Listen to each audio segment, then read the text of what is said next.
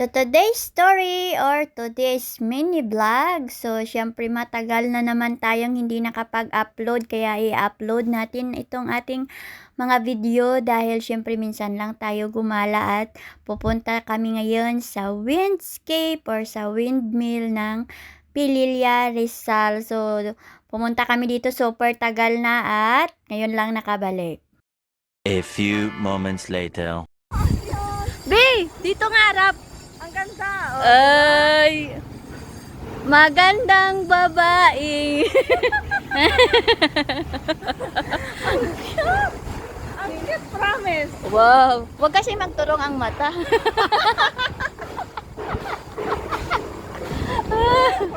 sabi ni Chow, yan, tagala ka ngayon. Libre ka. Libre ka na. May kalaya. Ipopos na naman natin sa Maite. Ang ganda, nabis na. Ganda pala ba? So, ayan, pagkatapos naming mag-lunch, dahil may konting celebration kami today. So, yung pagpasyal nga pala namin dito sa Pililla ay hindi nakaplano. So, yung plano talaga namin ay mag-lunch lang kami sa labas dahil may birthday dito yung isa sa mga anak ko. So, yung anak kong lalaki ay birthday niya. Tapos, sabi ko nga mag-lunch lang kami sa labas. So, after ng lunch, kung baga, wala lagi sa plano. Mas maganda talaga yung wala sa plano kasi natutuloy. So, ayun, nagyaya yung kapatid kong pumunta kami sa dito sa bandang Pililla, Rizal. So, sa una naming pagpunta dito, yung kapatid ko is binata pa siya at maliliit pa yung anak ko noon. Siguro, sasabihin natin, 5 or 6 years ago na bago kami ulit nakabalik. At saka nga, syempre, medyo na parang naliligaw ako kung baga sabi ko ito ba yung daan, tapos ayun nasa likod kami nito ng pick up truck kasi nga syempre medyo madami kami ngayon, so mahirap kasi magpasyal na kasama kaming lahat dahil syempre wala naman tayong kotse. So ayan, makikita nyo mayroon pa kaming baon dyan dahil nga yung leftover namin doon sa restaurant idala-dala namin sa likod ng sasakyan. So kahit naman nasa likod kami ng sasakyan, di kami magugutom kasi nga may dala pa kami diyang pizza at saka chicken. So may chicken kami nadala dyan. So ayan, kuwa medyo mainit ng mga time na to kasi nga wala tong bubong yung likod ng aming pick up, yung pick up ng sasakyan ng kapatid ko. So ayan, so patibayan kami dito sa mga araw na to. Pero syempre may nahihilo na nga dito. Nahihilo na rin ito yung best friend ko dito kasi nga sa init siguro. Kaya ayun, bumaba yung kapatid ko at naglagay siya ng trapal. Tapos ayun, nasa loob na kami ng trapal. At syempre may init. Pero ako kasi nag-i-enjoy ako sa pagkuha-kuha ng video at saka syempre kumakaway-kaway sa amin tong nakamotor na sumunod sa amin kasi nga syempre nagvi-video kami dahil alam nyo na ang memories kasi 'di ba, hindi mo naman alam parang kailan lang 6 na taon na pala ang nakakalipas dahil syempre yung counting namin dito, yung pamangkin ko na isa is 5 years na siya ngayon. So nang pumunta kami dito, mga dalaga pa sila at binata. So, 'di ba? So, sabi ko siguro mga 6 years na talaga kami. So, ayan nga kami sa likod ng sasakyan at syempre may trapal diyan at mabuti na lang talaga at hindi kami gumagamit ng mga skincare. Kung nagkataon siguro na gumagamit kami dito ng skincare, sigurado pag-uwi namin yung mga mukha namin, alam niyo yun, parang sinampal ng puwit ng kaldero sa itim dahil sobrang init. Kumbaga, hindi, ang init ng mga panahon na to is hindi katulad ng init ngayon na ngayon talaga sobrang nakakaprito talaga dito. Parang windy lang siya, tsaka parang, alam mo yun, parang maligam-gam lang yung dampi ng hangin. Pero syempre, nakakahilo pa rin talaga dahil nasa likod nga kami. So ayan, sa sobrang tagal na natin na hindi dito nakapunta, pakiramdam ko malapit na kami. Sabi ko malapit na yata tayo. Sabi ko gano'n kasi parang madami ng puno ng kahoy. Sabi ko gano'n.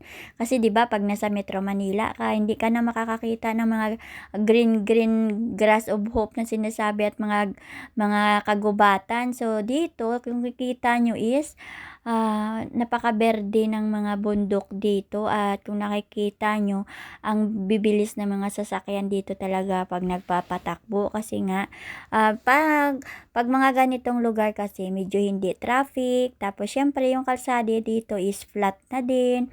So ayan, galing doon kami sa Pililya, dumaan kami dito sa Marilaki. Marilaki ba yung tawag nito? So ayan, nahilo na yung mga person kasi sobrang init. And then ayan, nag-draft off kami dito sa Marilaki na to. Ano ba tawag nitong restaurant na to? Kasi nga bago lang kami dito. So ayan, nakikita nyo yan, isang grupo kami dito na pumunta. So ayan, kasama ang mga lola nyo. Ayan, kasama si father namin, kasama si Kano. Siyempre, yung mga pinaupo namin sa loob, yung mga senior. Charing, yung mga may edad na. So, kaming mga bata, doon kami lahat sa likod. Kasi siyempre, medyo malakas pa yung resistensya natin. Pero siyempre, may nahilo na talaga. Nandito pala kami sa Cubs Cat. Sabi ko sa inyo, first time ko rin talaga dito pumunta. Ayan, nagpicture-picture din kami dito ng konti. Tapos, siyempre, nag-order na yun sila doon. So, mamaya na tayo pupunta doon para sila na lang magbayad ng in-order. Charing, para-paraan. So, ayan, maganda talaga dito. Kasi nga, sila kasi palagi na sila dito pumupunta. Ako kasi ngayon lang ako pumunta dito. Kaya, pag first time ko talaga pumunta sa isang lugar, matik yan, puno na ng video yung cellphone ko. Kasi nga, lahat ng moments namin dito ay kinukuhanan ko kasi alam nyo na, hindi natin alam kung kailan na naman tayo dito makabalik dahil lahat ng tao busy, may mga trabaho, may pasok, so minsan lang magkakayayaan at saka medyo maliit ang sasakyan, hindi kasya ang isang barangay. So ayan, dito nga nagtanong kami dito kung pwede ba namin dito ilatag yung mga baon namin kanina na tira-tira doon sa pinagkainan namin sa SM. So may baon pa kami na pizza na 2 kahon. So hindi namin na ubos. Tapos alam ko may cake pa kami nito pero hindi na namin binaba kasi nga syempre baka matunaw. At ayan, kasama namin dito ang isang pamilya ng mga maiingay nandito. So ayan, kung nakikita nyo, iilan pa lang yung bawas ng aming pizza. Kaya, ang binili dito ay yung mainom lang. Kasi syempre, pag nag-order na naman tayo ng pizza, may pizza na. Tsaka, nag-order nga pala sila dito ng parang ano ba yung tawag nun? So, hindi ko ano yung sabi. Parang, alam nyo yun, parang seafood ba yun? Tapos, ayan, basta yun. Tapos, juice. Tapos, ayan. And then, nagpicture-picture lang kami dito. Kasi nga, syempre, sabi ko, minsan lang kami makalabas. At kung makakalabas man kami, bibihira man na magsama-sama kami dahil sa hindi kami magkasya sa sasakyan. So, kapag nag-ride on kaming lahat, ayan, nagsisiksikan kami. Kasi, syempre, yung sasakyan kasi namin is BMW lang, charing. Sinabi ko nga BMW, I mean, nagta-tricycle lang talaga kami. At syempre, na mga time na to is hiniram ni Kano yung aking cellphone at kumuha siya ng video ng Kabsat Marilaki. Ayan, so gusto niya kasi itong makita yung area na to. Kaya ayan, pumunta siya dito sa labas at nag-take siya ng picture. So yung parking ay nasa gilid lang ng kalsada. Pero malawak yung kalsada dito at maganda talaga ang view dito. Maganda yung ano dito, tawag nun yung lugar dahil malamig. So, ayan, ang pangalan na Kabsat Brick Oven Pizza. So, ayan nga pala yung pangalan. Pero sa Marilaki Highway yata itong tawag nila dito. So, nakikita ko lang to sa mga Facebook, sa mga nagmomotor papunta dito. Pero ako, sabi ko sa inyo paulit-ulit, first time ko dito. Sabi ko sa inyo, kaya ang ganda talaga ng lugar, no, kapag maraming kahoy. Tapos, alam nyo yun, maganda yung pagka-set up dito ng kanilang mga boat kasi 'di ba sobrang linis. Tsaka malamig talaga, super lamig. And then pwede nga lang bumaba doon, 'di ba? Sabi ko sa inyo si Kano ang kumuha nito dahil ng araw na to is birthday ng aking anak na lalaki. So ayan, happy birthday sa kanya. So hindi ko talaga to na-upload agad-agad kasi sobrang haba nito. So, iniisip ko pa talaga kung ano yung magiging history natin dito. So, ayan yung mga staff ng kanilang restaurant, ang Kabsat Coffee and Resto. So, ayan, ito yung palibot niya. Sobrang ganda dito. Hindi ko alam kung kailan ulit kami makabalik dito. Ang ganda siguro nito lalo na sa gabi. Tsaka may mga binibenta din sila dyan na ice cream. Parang may cake din dyan sa loob.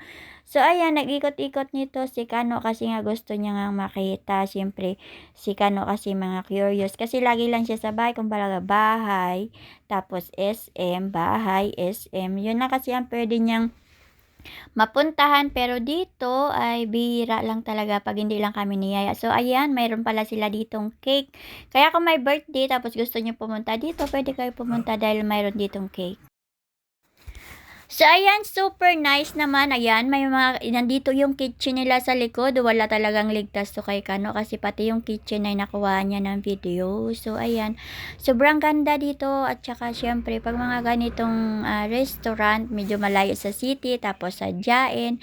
So, alam mo naman yan na medyo pricey. So, ayan siya. So, sabi ko sa inyo, 'di ba? So, kailan kaya kami dito makakabalik? Ang ganda ng place dito. Kaso lang medyo kailangan mo dito pumunta is may sarili kang sasakyan. Tapos, kumbaga kung gusto nyo mag-unwind, maganda dito. Pag pumunta kayo ng mga pamilya nyo, pupunta kayo dito kung may gusto kayo dito i-celebrate.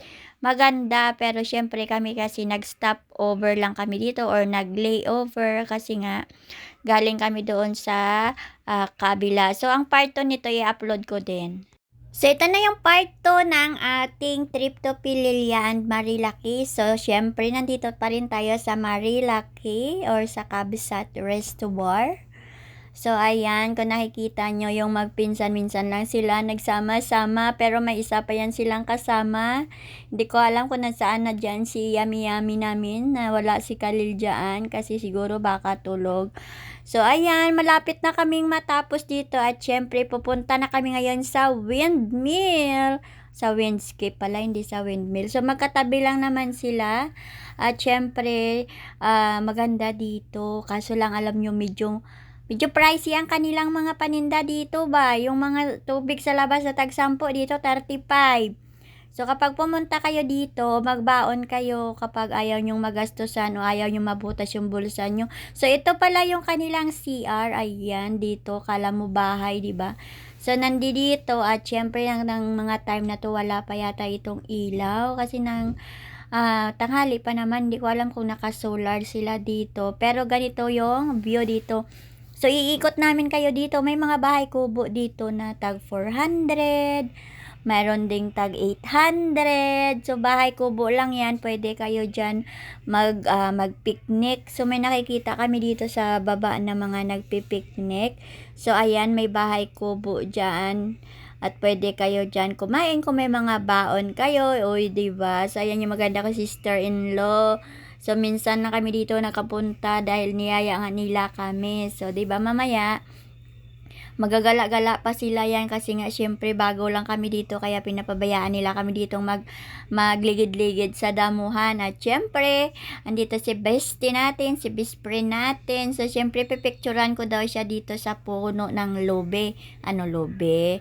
Puno ng niyog pala. Lobe itong tawag sa amin, pero dito is niyog. So, ayan, papunta sa dyan, ha?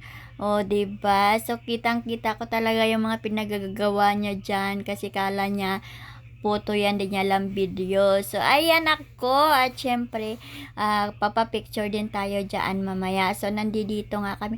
Ang ganda dito kasi nga malinis. Malinis talaga dito. At alam nyo yun, yung parang nasa bukid ka, yung pwede kang magpadaos-os. So, ayan yung bahay kubo. 400 ba yan? 400 per hour. Magkano ba yung nakalagay dyan? So, ito yan yung bahay kubo. Mahal ang bahay kubo nila, no? Per hour nila, 400. Mahal, no? Pero, ganun talaga kasi syempre kasama yan. Kasi kapag hindi nila pababayaran, di ba, yung maintenance. So, ayun. So, pwede ka dyan magtambay pero kung ayaw mo naman at hindi kayo kumuha niyan, syempre pag may darating at nagbayad, syempre papaalisin kayo.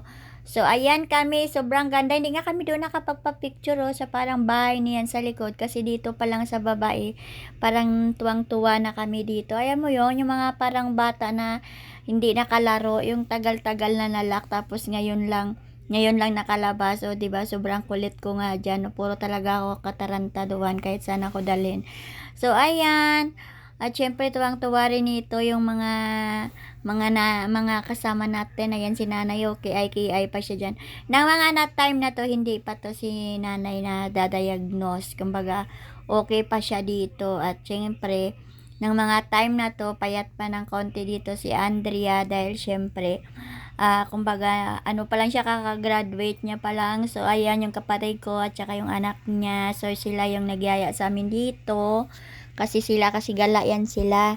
Pero hindi sila nagpi-picture-picture. Ako kasi, pag gumala talaga ako, picture-picture agad yan, video-video pa agad yan, o, diba?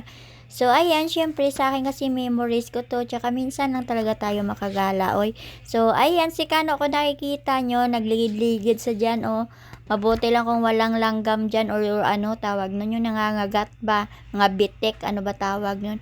Pero, syempre, masaya siya niyan, kahit na ganyan, mas gusto niya kasi talaga yung buhay sa probinsya. Lagi niya sinasabi sa akin na gusto niya na daw sa probinsya kami tumira. Kaso lang, sabi ko nga sa kanya, wala kasi doon kuryente sa probinsya namin. Hindi katulad dito na kunwari, probinsya to, wala nito, Tanay, probinsya na to. Pero kahit papano, may access ba sila dito sa kuryente at sa mga internet. So, ayan yung aking stepfather dyan. So, kompleto kami dito at syempre kung nakikita nyo may mga punong mangga at saka ayan lang yung windmill sa kabila lang yan. Pero syempre tanaw na tanaw dito. Ang pumunta kami dito dati 5 years or 6 years ago, wala pa tong windscape. So bagong develop lang to. So yung napupuntahan lang namin ayun, yung malaking LC na electric pan, yung tinatawag namin na windmill. So yung windscape parang bago lang talaga to kasi kung nakikita nyo nga, ang ganda pa ng landscape nila dito. So syempre, pag bago yung landscape, syempre matik, ay naalagaan nila yan kasi para sa mga tourist spot, tsaka gustong gumala dito. So ayan, pero syempre, pag sinabi mo talagang windmill matic, alam na ng tao na sa Pililla Rizal yan. At ang iba, hindi ko alam kung may iba pa kasing windmill, hindi ko alam kung saang lugar yun. Pero pag dito sa Rizal, ito yung sa Pililla. So hindi ko alam, alam ko mayroon din sa Ilocos. Pero hindi pa kami doon nakapunta. Hanggang dito lang muna kami. Kasi syempre, kung baga is, ito lang yung malapit-lapit sa amin dito na pasyalan. Alam nyo bang madaming mga pasyalan dito sa Rizal, lalo na ditong bandang Tanay, mga resort, mga bandang Halahala. Pero kumbaga hindi lang na-discover ng mga tao kasi nga medyo malayo-layo din yung biyahe. Kung nasa front ka ng Taytay, kunwari San Juan, Taytay at Tiangge, yun, mga 3 to 4 hours ka dito bago makapunta dito. Kaya kung mag-grab ka lang, sobrang mahal talaga ng ibabayad mo dito. So, ayan, may mga bahay kubo dito. May mga puno ng mangga rin dito, puno ng bayabas. Kaya maganda dito kahit pumunta kayo dito. Yung mag-camping lang kayo ba? Kahit uupo lang kayo dyan sa mga damo-damo, tapos may baon kayo. So, ayan, pwede na kayo dito. At ayun, may mga upuan dito sa ilalim ng punong kahoy. At kung gusto nyong magpalipas ng oras, pwede naman. Ayan o, may mga nagpipiknik sa ilalim ng kahoy. Maganda kasi dahil malamig. At syempre, maganda dito kapag takbo-takbo yung mga bata. Kasi ano siya tawag nun, hindi naman masakit sa tuhod kasi may mga damo. At saka ito, hindi nga kami dito nakapagpa-picture. O, yan to, magandang to. So, ayan, maya-maya konti is magbabiyahe na kami nito pabalik dahil syempre mahirap naman kung anong petsa na kami dito aalis. So, ayan nga pala ako, o, diba? Kala mo kung sino ako yan, charing. So, ayan sila dyan, no, sa gilid ng bahay kubo. So, ayan, ang ganda dito. Sarap talaga dito magligid-ligid. Parang sarap mag-unat-unat ba kasi malamig. So, ayan, nag-decide na kami nitong pauwi. Uuwi na kami nito kasi nga, medyo malayo-layo pa din talaga yung babiyahiin namin. Kaya kailangan may araw pa kami dito aalis dahil syempre, mahirap magbiyahe kapag medyo gabi na. Kaya ayun, pupunta na tayo dito sa truck. Ayan, so nahulog pa nga dito yung mga barya-barya ko. Pinanap ko pa dito sa Kabatuan. So dito lang muna ang ating video. Bye-bye!